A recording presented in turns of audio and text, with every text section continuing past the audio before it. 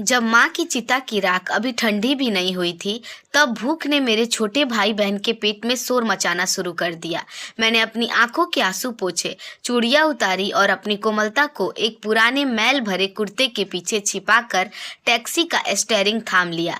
उस दिन मैंने सिर्फ अपने बाल नहीं काटे थे, बल्कि अपने भीतर की उस लड़की को जिंदा दफन कर दिया था, जो कभी सजना संवरना चाहती थी। इस पत्थर दिल शहर में एक अनाथ लड़की को इंसाफ या रोटी नहीं, बल्कि नोचने वाले हाथ और भूखी नजरें मिलती थी। मुझे नहीं पता था कि लड़का बनकर गुजारे गए ये 5 साल एक ऐसी काली रात पर खत्म होंगे जहां मेरा वजूद फिर से बेनकाब हो जाएगा और दरिंदगी की सारी हदें पार हो जाएगी। शहर के किनारे बसी उस छोटी सी बस्ती में धूल और शोर की कमी नहीं थी, लेकिन मीरा के घर के अंदर एक खौफनाक खामोशी पसरी हुई थी। उसकी माँ का साया उठ चुका था। वह लकड़ी के पुराने तख्त पर बैठी अपने छोटे भाई आर्यन और बहन पिंकी को देख रही थी, जो अपनी माँ के ठंडे शरीर के पास सो गए थे। उनके चेहरे पर भूख और डर की लकीरें साफ दिख रही थी। मीरा सिर्फ 19 साल की थी, लेकिन उस एक रात ने उसे 10 साल बड़ा कर दिया था। उसके पिता सालों पहले छोड़कर जा चुके थे और अब माँ की बीमारी ने घर का बचा कुचा जेवर और बर्तन तक बिकवा दिए थे। अगले दिन जब दाह संस्कार के बाद मीरा घर लौटी तो गली के कुछ आवारा लड़कों की नजर उस पर जम गई। मोहल्ले का बनिया जिससे उधार लिया था घर पर आ धमका। उसने मीरा के कंधे पर हाथ रखने की कोशिश की और फुसफुसाते हुए बोला, पैसे नहीं तो क्या हुआ मीरा, तू तो जवान है, कुछ समझौता कर ले, मैं सारा कर्ज माफ कर दूंगा। मीरा का खून खौल उठा। उसने जोर से उसका हाथ झटका और दरवाजा बंद कर लिया। उस रात वह सो नहीं पाई। उसे समझ आ गया कि एक अनाथ जवान लड़की के लिए यह समाज भेड़िए का झुंड है। अगर उसे अपने भाई बहन को पालना है तो उसे मीरा को मारना होगा। आधी रात को जब सारी बस्ती सो रही थी, मीरा एक पुरानी कैंची उठाई। उसने आईने में अपने उन लंबे रेशमी बालों को देखा जिन्हें उसकी माँ बड़े चाव से संवारती थी। एक गहरी सांस लेकर उसने पहली कट मारी। बाल जमीन पर गिरते हैं और उसके हाथ साथ ही गिरती हुई उसकी कोमलता। उसने अपने पिता का पुराना ढीला कुर्ता निकाला और अपनी छाती पर एक कपड़ा कस कर बांध लिया ताकि उसका शरीर एक लड़के जैसा दिखे।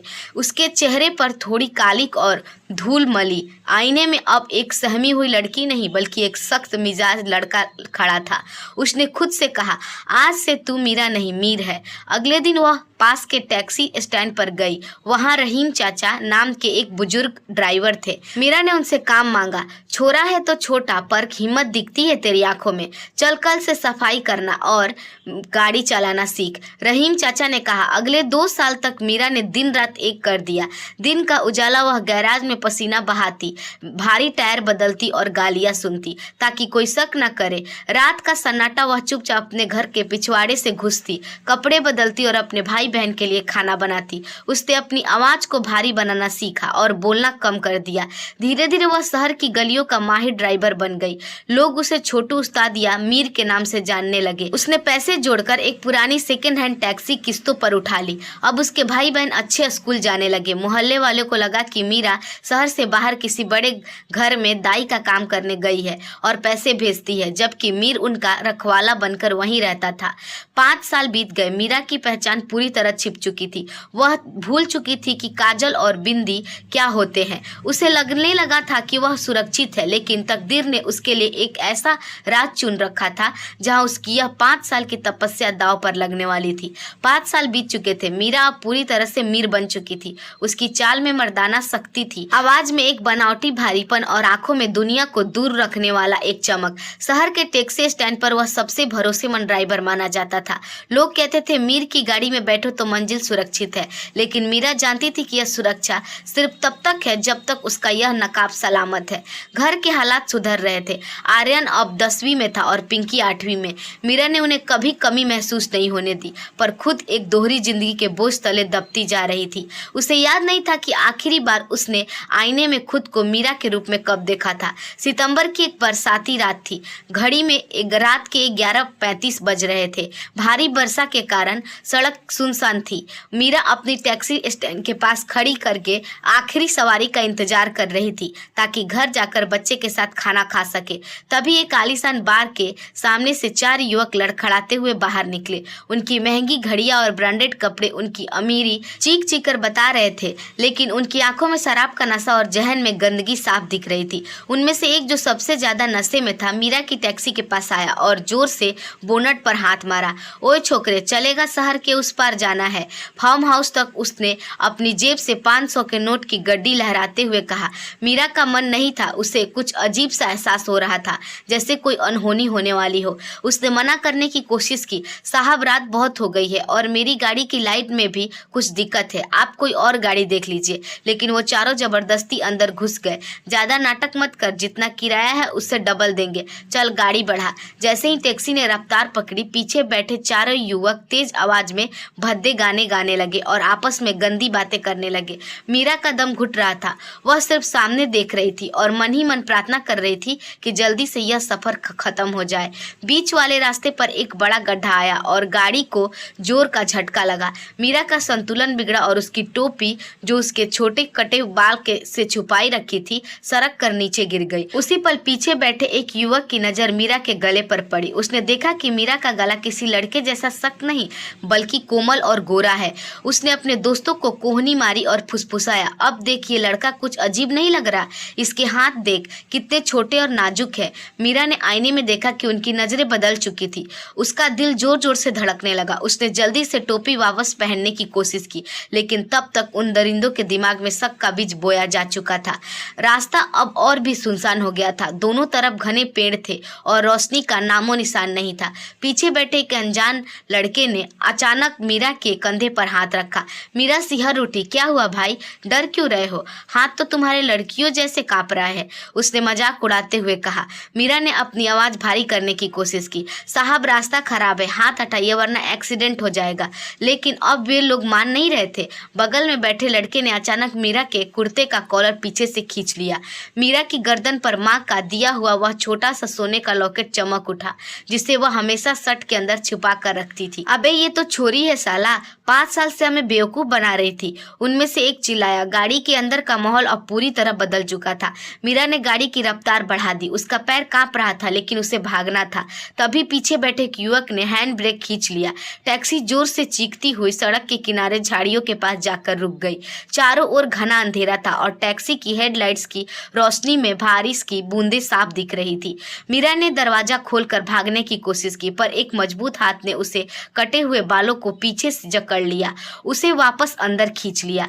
तू तो लड़की है और इतनी रात को अकेले हमारे साथ, आज तो बड़ी लॉटरी लग गई। उनकी आंखों में वह हैवानियत जाग चुकी थी जिससे बचने के लिए मीरा ने 5 साल पहले मीर का अवतार लिया था। झाड़िया के पास टैक्सी रुकी कि हेडलाइट्स की पीली रोशनी बारिश की बूंदों को चीर रही थी। गाड़ी के अंदर का सन्नाटा अब उन 4 दरिंदों की शैतानी हंसी से भर चुका था। मीरा, जिसका शरीर डर से कांप रहा था, उसने पूरी ताकत लगाकर अपना सिर झटकने की कोशिश की, पर उससे कटे हुए बाल पर पकड़ और मजबूत हो गई। उनमें से एक, जिसका नाम विक्की था, उसने मीरा के चेहरे के पास अपनी शराब की दुर्गंध वाली सांस छोड़ी। अब देख रहे हो भाई लोग, 5 साल से ये लौंडा बनकर हमें ठग रही थी। चेहरा देखो इसका, कितनी मासूम लग रही है। बिना उस गंदी टोपी के मीरा ने अपनी आवाज में वो सारी हिम्मत बटोरी जो उसने 5 साल के सड़क पर सीखी थी। उसने भारी आवाज में चिल्लाकर कहा, साहब तमीज से पेश आइए, मैं एक ड्राइवर हूँ और आप मेरी सवारी। पैसे लीजिए और उतर जाइए, वरना अंजाम बुरा होगा। उसकी इस बात पर चारों जोर जोर से हंसने लगे। विकी ने उसके गाल पर थपकी दी और बोला, अंजाम? अबे ओ ड्राइवरनी, यहाँ परिंदा भी नहीं मार सकता। और तुझे क्या लगा ये मर्दाना कपड़ा पहनकर तू मर्द बन जाएगी? औरत है तू, और औरत की जगह हमारे पैरों के नीचे होती है। उसने मीरा का वह पुराना लॉकेट झटके से खींच लिया। मीरा की चीख निकल गई। वह लॉकेट उसकी माँ की आखिरी निशानी थी। मीरा ने देखा कि पीछे का दरवाजा थोड़ा खुला है। उसने अचानक अपनी कोहनी विकी के पेट में मारी और पूरी जान लगाकर टैक्सी का दरवाजा खोलकर बाहर की ओर दौड़ी। बाहर घुटनों तक कीचड़ और मूसलाधार बारिश थी। वह गिरती संभलती उस घने जंगल की ओर भागने लगी, जहां अंधेरा इतना गहरा था कि हाथ को हाथ नहीं सूझ रहा था। पकड़ो इसे, जाने न पाए। पीछे से आवाज आई। मीरा के नंगे पैर कांटों और पत्थरों पर पड़ रहे थे, पर उसे दर्द महसूस नहीं हो रहा था। उसके दिमाग में सिर्फ अपने भाई बहन का चेहरा घूम रहा था। अगर मुझे कुछ हो गया तो आर्यन और पिंकी का क्या होगा? कौन उन्हें खाना खिलाएगा? कौन उन्हें पढ़ाएगा? तभी उसका पैर एक फिसलन भरी जड़ पर पड़ा और वह मुंह के बल गिर पड़ी। इससे पहले कि वह उठ पाती, भारी बूट उसके हाथ पर पड़ा। विक्की ने उसे जमीन पर दबोच लिया। उसने मीरा को बालों से घसीटते हुए वापस टैक्सी की ओर लाना शुरू किया। मीरा के हाथ पांव कीचड़ से सने हुए थे और उसके कपड़े फटने लगे थे। छोड़ दो मुझे, खुदा के लिए छोड़ दो। मेरे घर पर छोटे बच्चे इंतजार कर रहे हैं। मैं हाथ जोड़ती हूँ। मीरा गिड़गिड़ाने लगी। उसकी आंखों से आंसू और बारिश का पानी मिल चुके थे, पर उन चारों के सर पर खून और नशा सवार था। उन्होंने मीरा को टैक्सी के पिछले हिस्से में पटक दिया। उनमें से एक ने टैक्सी की डिक्की के एक लोहे की रॉड निकाली और टैक्सी की लाइट बंद कर दी। अब वहां सिर्फ चारों तरफ से घने हुए उन 4 इंसानी भेड़िया की परछाई थी। 5 साल से तू मर्द बनी घूम रही थी ना, आज हम तुझे याद दिलाएंगे कि तू असल में क्या है, विक्की ने क्रूरता से कहा और मीरा की शर्ट के बटन नोचने लगा। मीरा ने अपनी आंखें बंद कर ली। उसने आसमान की ओर देखा जहां काली घटाओं के पीछे शायद खुदा भी छिप गया था। उसने मन ही मन सोचा, माँ, क्या इसी दिन के लिए मैंने अपनी पहचान मिटाई थी? क्या दुनिया इतनी जालिम है कि एक लड़की का मेहनत से कमाना भी उसे गवारा नहीं? अंधेरे में एक जोरदार चीख गूंजी जो बारिश के शोर में दबकर रह गई। उन चारों ने मीरा को चारों तरफ से जकड़ लिया और दरिंदगी की शुरुआत बस होने ही वाली थी। बारिश अब और तेज हो चुकी थी, जैसे आसमान भी इस दरिंदगी का गवाह बनने से इनकार कर रहा हो। टैक्सी की लाइटें बुझ चुकी थी। सिर्फ कभी कभी कड़कती बिजली उन चारों चेहरों को डरावने साए की तरह दिखा देती थी। मीरा जमीन पर गिर चुकी थी। उसका हाथ शरीर कीचड़ में सना हुआ और आधा उस ठंडी सड़क पर। विक्की ने मीरा के दोनों हाथ अपनी मजबूती में पकड़ लिया। उसकी आंखों में वह वसीपन था जिसे देखकर पत्थर का दिल भी कांप जाए। चिल्ला, जितना चिल्लाना है चिल्ला, विक्की ने मीरा के चेहरे के पास आकर घिनौनी आवाज में कहा। यहाँ तेरी आवाज सुनने वाला कोई नहीं है। आज तेरा ये मीर वाला नाटक हमेशा के लिए खत्म कर देंगे।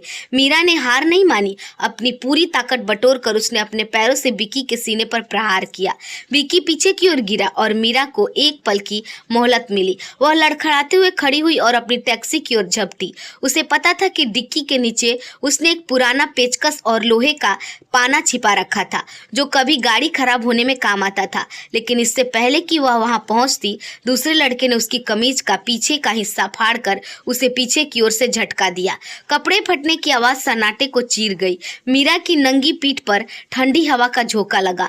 वह तो शर्म और गुस्से से भर उठी। उसने जोर से चिल्लाकर कहा, तुम लोग इंसान नहीं जानवर हो। खुदा की कसम, आज अगर मैं बच गई तो तुम सबको मिट्टी में मिला दूंगी। उसकी इस बात पर उन दरिंदों ने उसके जबड़े को अपनी उंगली से की ओर जोर से भींचा। बचने की बात तो तब करेगी ना जब हम तुम्हें छोड़ेंगे। 5 साल पहले तूने शहर को बेवकूफ बनाया। आज हम तुझे बताएंगे कि एक औरत की बेबसी क्या होती है। उसने मीरा को धक्का देकर टैक्सी के बोनट पर पटक दिया। चारों ने उसे चारों तरफ से घेर लिया। मीरा की हिम्मत अब जवाब देने लगी थी। उसके दिमाग में अपनी छोटी बहन पिंकी का चेहरा आया। अगर आज इन भेड़ियों ने मुझे नोच लिया तो मैं किस मुंह से घर आऊंगी? तभी उनमें से एक मीरा के गले से वह टूटा हुआ लॉकेट उठाकर उसके चेहरे के सामने लहराया। ये तेरी माँ की निशानी है ना? देख, आज ये भी तुझे नहीं बचा पाएगी। उसने वह लॉकेट दूर झाड़ियों में फेंक दिया। मीरा की आंखों से खून के आंसू निकल रहे थे। वह अपनी पूरी ताकत से छटपटा रही थी, लेकिन 8 हाथ उसे पत्थर की तरह जकड़े हुए थे। उनमें से एक ने अपनी बेल्ट खोली, जिसकी धातु की आवाज ने मीरा की रूह कपा दी। अचानक कहीं से एक तेज और नुकीली आवाज आई, हाथ छोड़ो उसका। यह आवाज इतनी अप्रत्याशित थी कि चारों दरिंदे चौंक गए। उन्होंने पलटकर देखा। झाड़ियों के बीच से एक बूढ़ा आदमी निकलकर आ रहा था, जिसके हाथ में एक लंबी चमकदार कुल्हाड़ी थी। वह कोई और नहीं बल्कि रहीम चाचा थे, वही टैक्सी ड्राइवर जिन्होंने मीरा को गाड़ी चलाना सिखाया था। मीरा ने उन्हें देखा तो उसकी आंखों में एक नई उम्मीद की किरण जागी। तुम लोग कौन हो और इस बच्ची के साथ क्या कर रहे हो? रहीम चाचा की आवाज में भले ही भ्रम की थरथराहट थी, लेकिन आंखों में शेर जैसी रौब। विक्की और उसके साथी पहले तो हंसे। अबे ओ बुढ़े, अपनी जान प्यारी नहीं है क्या? जा यहाँ से, ये हमारा मामला है। लेकिन रहीम चाचा नहीं हटे। उन्होंने कुल्हाड़ी हवा में लहराई। यह मेरी बेटी जैसी है, इसे हाथ लगाने की कोशिश की तो जिंदा नहीं छोड़ूंगा किसी को। यह देखकर विक्की ने अपने दोस्तों को इशारा किया, पकड़ो इस बुढ़े को। जैसे ही दो लड़के रहीम चाचा की ओर बढ़े, रहीम चाचा ने फुर्ती से कुल्हाड़ी घुमाई। एक लड़के के पैर पर हल्की चोट लगी और वह दर्द से चीखा। दूसरा लड़का उनसे थोड़ा दूर हटा, लेकिन वे चारों मिलकर भारी पड़ रहे थे। उन्होंने रहीम चाचा को घेर लिया। मीरा ने हिम्मत बटोरी। उसे याद आया कि उसकी डिक्की में पाना है। उसने अपनी पूरी जान लगाकर खुद को उनके चुंगल से छुड़ाया और तेजी से टैक्सी की डिक्की की ओर भागी। डिक्की खुली नहीं थी। उसने अपने शरीर की पूरी ताकत लगाकर डिक्की पर प्रहार किया। जैसे ही डिक्की खुली, उसने पाना उठाया और वापस पलट गई। एक लड़का जो रहीम चाचा को धक्का देने वाला था, मीरा ने पूरी ताकत से वह पाना उसके सिर पर दे मारा। लड़का सिर पकड़कर जमीन पर गिर पड़ा। वह 3 बच्चे थे। रहीम चाचा ने भी अपने कुल्हाड़ी से दूसरे लड़के को घायल कर दिया। मीरा और रहीम चाचा ने मिलकर उन दरिंदों पर वार करना शुरू कर दिया। यह जान की बाजी थी। बारिश में, कीचड़ में मीरा और रहीम चाचा अपनी जान बचाने और उन दरिंदों को सबक सिखाने के लिए लड़ रहे थे। मीरा के हाथ में पाना और रहीम चाचा के हाथ में कुल्हाड़ी। दोनों ने मिलकर उन 3 लड़कों को बुरी तरह घायल कर दिया। अंत में विक्की और उसका एक साथी बुरी तरह घायल होकर जमीन पर पड़े थे। तीसरा लड़का जिसने पाना खाया था, वह बेहोश हो चुका था। चौथा लड़का जो पहले से घायल था, वह दर्द से करा रहा था।